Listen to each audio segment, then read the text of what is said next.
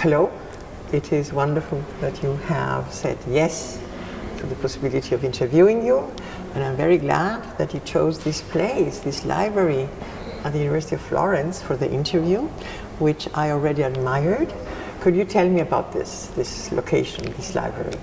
This is the library of the Social Science School at the University of Florence.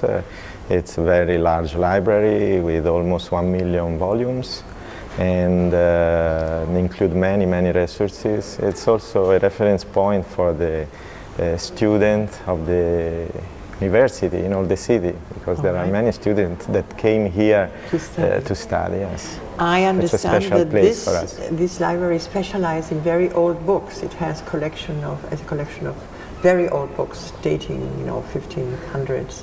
Yes, it is, because there is the heritage of the institute and academias that were at the university in the past century. The University of Florence is not so new, it's not so old, but the institute that were at the origin of the University of Florence are very old, among the oldest in the West. I see. All right, so there are collections of very old manuscripts and books. Exactly. Could you name one? And so the gift given by people that were oriented to these studies in law, in international relation, in law, especially law, and especially history. Law. Yeah, it history. is. Yes. I see. All right. Social science. Social sciences. Okay. So now I want to know, when did you come to this university? What was your career? I got my degree at the university as a student, a laurea, a BA here, exactly, and then I got a PhD in Scuola Sant'Anna di Pisa, and I worked in England for a while, and then I was back as a researcher. It's about 20 years that I'm a professor here. Here at this university. And you are an economist, so you study... I'm an economist. All right, but in your book, and I understand, because you've been so close to the group of Gigerenzer, which I know so well, that you were and are very influenced by cognition and theories about psychological theories about decision making. How did the contact to cognition come about? During my research training, I was oriented by my supervisors to work on authors like Herbert Simon, and so then in my research I discovered the research of Gerd Gigerenzer, and I asked him to meet him, to have the opportunity. Do you know when? When was this? When did you? In 2010. And I visit the Max Planck in Berlin for human development, the ABC group, first time early 2011. And then I visited them many times between 2011 and 2015, 16, I think. And as I understand, you work closely with Konstantinos Katsikopoulos, who is a member of ABC. And probably is the one that was more with the researcher with who I interacted more often in my visit in Berlin, and not only with him, but especially with him. Yes. All right. So now let's go to the topic of your book. What motivated you to write a book with the title Marketing, Automation and Decision Making? Yes, this book came from this research path and these experiences. I was always oriented to study the marketers' behaviors. Marketers' behavior, that is how marketers behave when they prepare plans for the consumers. Yeah, exactly. And in general, when they interact in the markets, both consumer and business markets, and there is a tradition that look at a kind of asymmetry in the market in terms of rational behavior.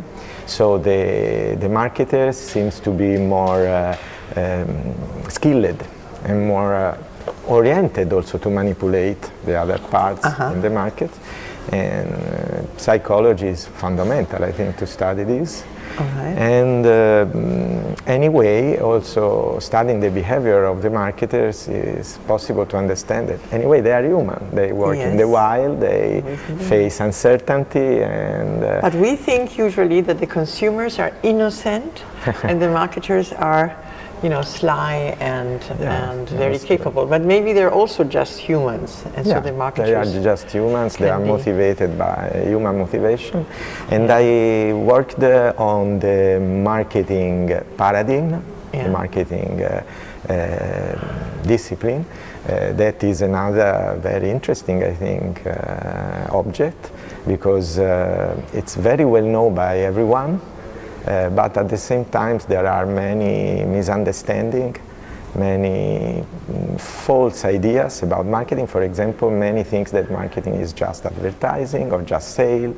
When marketing is something else, also is a paradigm, is a philosophy of approach to the market. And it's something that influences a lot on the evolution of the society. I have now a question because I'm very ignorant on this. In economics, do people study a subject called market or marketing? Is there a subject, and you know, is there a tradition of theories on the market and marketing? There are some parts of economics that are oriented to study the market phenomena. Anyway, also economics in general look at what happened. There is a theory of producer, a theory of consumer, and a theory of consumption especially, but this is economics. I'm more oriented to the business environment and marketing as a discipline and as a paradigm, and these include a certain view of the market that in the traditional marketing concept, at the end can be summarized in a set of rules. Of rules, I see. All right, so this paradigm, there is a paradigm in the theory of marketing, and I imagine that students of marketing learn this paradigm. Could you describe it in a few words? Yes, it includes three main rules. The first one is to be customer-oriented, to realize marketing activity in a way that is consistent, so that you should integrate the different marketing activity. And thirdly, to be oriented by margin, profits, more than by sales. And these rules include a kind of approach, a general approach to marketing. This is the marketing concept. Marketing concept that is a specific way, is not all the kind of marketing approach. It's not arbitrary. It's and it's included a set of recipes that are available for the marketers to get certain results. In that sense, they believe that to be customer-oriented is important, is a way to solve the uncertainty. So things are going, but if I'm customer-oriented, everything can go better. I see.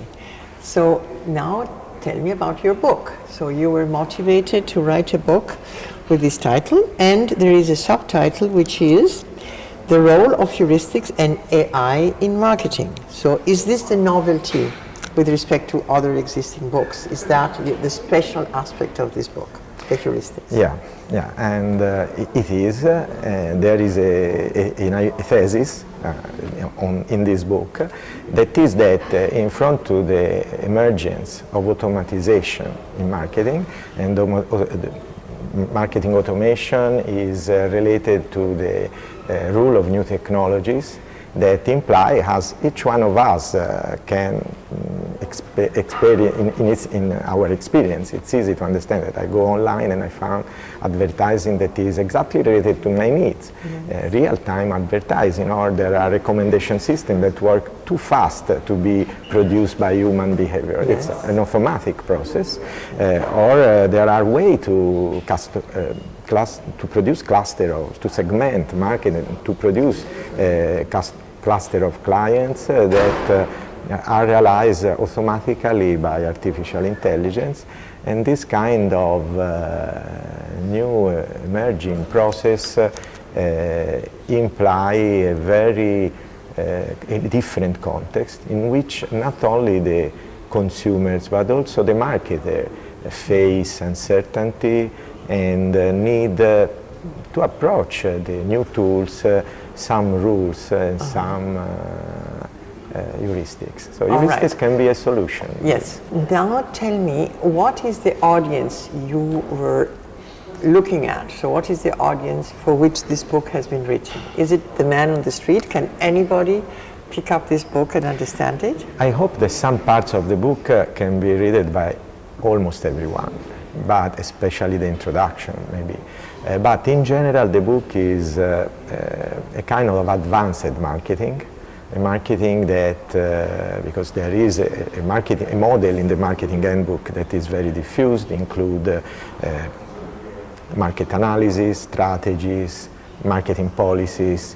In this book, the idea is that the reader should have a basic culture in economics and in marketing to can understand the implication of the content. So in some sense, the audience would be graduate students of economics or of marketing. Yeah.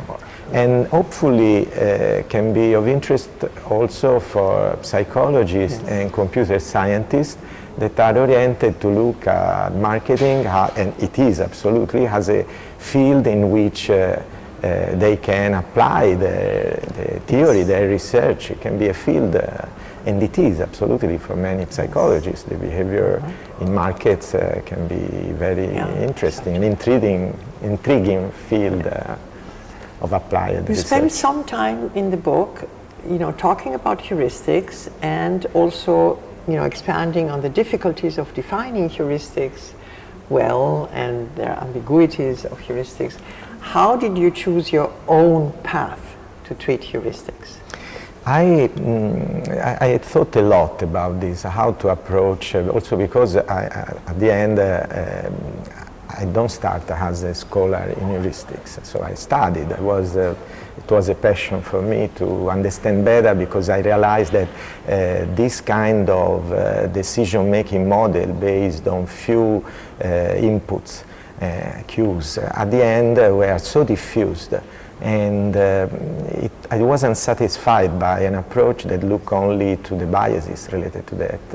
And I was very curious to understand better how, which are the building blocks and the processes among following which heuristics can be effective. So this relation with the environment, this adaptive capability, also this ecological approach to be selected by an history. Anyway, inside the marketing research, there were both the view, not only, especially in the part related to the study of consumer behavior, there was an important tradition of research related between marketing, economics and psychology also, that study all the biases, and it was very consistent with the view of marketing, in which marketers were mainly a manipulator, someone that manipulated. Advertisement. Yeah, exactly.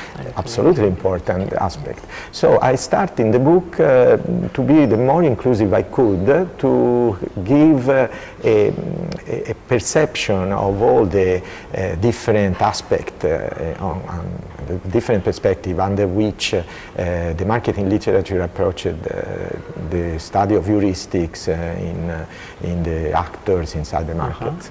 Okay. At the end, also in marketing and also in the marketing model, you can look at the use of heuristics like rules, like recipes sometimes. For example, in pricing, the use of markups. You use a multiplier to define, to solve a huge problem, as defining the right pricing. This is rooted, and it can be, of course, a kind of algorithm, simply very simple, like tallying. You can also multiplying, and this basic operation, but very diffuse, very used.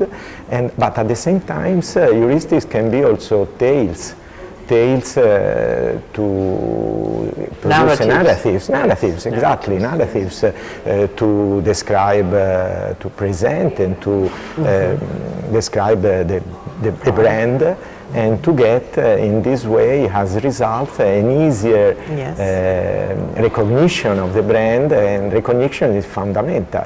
It's recognition may be more important than real understanding of the advantage and disadvantage of buying a product. You recognize first of all, and this produces some effects. Yes, yes. So once the graduate student or whoever has read the book, does this person have like a toolbox of heuristics to treat certain decision-making problems, especially when coping with technology? Yeah. So the idea about that is that inside this revolution, because the marketing concept is put under strain by this new technology. It's not just something that you add to the traditional paradigm. You have really, you can look at this change in technology like a change of perspective, like a kind of new paradigm. In this new paradigm, you can have the view on marketing automation like substitution of humans, or like augmentation of human capability. These are two approaches. What is your approach? Is it augmentation of the human capability, or is it replacement? In some cases you have replacement, but the added value is really in augmenting the human capability. And how to integrate the machine with the human. Heuristics, I produce in that sense some deep interviews with marketers in organizations that are adopting artificial intelligence, more than 20 organizations, and in this deep interview emerge the use of heuristics in the interface, between the new artificial intelligence tools and the human marketer, the behavior of the marketers. So this is. So the heuristics can be seen, some of them at least, as tools for the interaction between the AI tools and the human. In the more adding value part of the process of marketing automation. In the less adding value component, probably you can have substitution.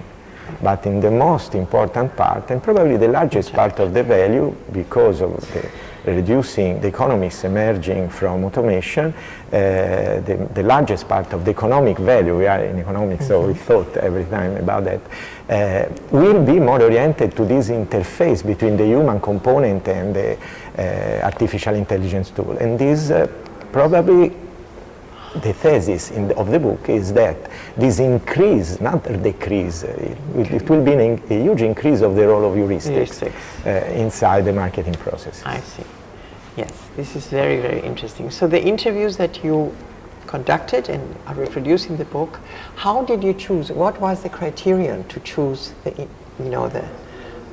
industries that you interviewed? So it was an exploration, first of all, as you can understand, and using qualitative methodology related to social sciences. In social science we use ethnography, we use deep interviews, we use this kind of traditional tool. In that sense, it's a qualitative study based on the use of these traditional approaches, and then I selected I tried to be, because of the exploration, to look not to just a segment, but to have an heterogeneous, different kind of organization, different kind of industries in which the organization worked, and both small and big firms, very diversified. The fact that, of course, it cannot be generalized, but the idea is to demonstrate that there are many black swans in different ecological contexts, and this means something, I think, also because the topic is very new. I got a lot of content from the literature, but not looking at this. So I used many researchers from related papers and articles and research reports, but not looking at the relation between automation and the use of heuristics. Yes. Now I would like to ask something connected with my topic of research at the moment, which is the impact of evolution, of environmental aspects, which of course has an impact on industries, and the marketers. It is difficult, to try to impose more waste of expensive materials, etc., in an era when everybody knows that we have problems with environment. So is this an aspect that is changing a bit, perhaps, the marketing strategies? Of course, marketing, as all the economy today is invested by this, but I think marketing especially, because marketing by itself is oriented to follow the customer, but at the same time there is a huge a huge capability to influence, also to manipulate, of course, but also to influence the market. So the role that marketing can have is important, and today more than in the past, because the tools are very powerful. Yes. So would you say that the marketers could be capable of directing the markets so that the awareness for environmental problems on the side of the consumers becomes larger, and the market is adaptive, to the needs of people who are more concerned with environmental problems and will choose in that direction? The new technologies probably are changing the position between marketers and consumers in terms of capability to manipulate, in the sense that one time it was easier to understand that the marketers were also choice architects for the consumer.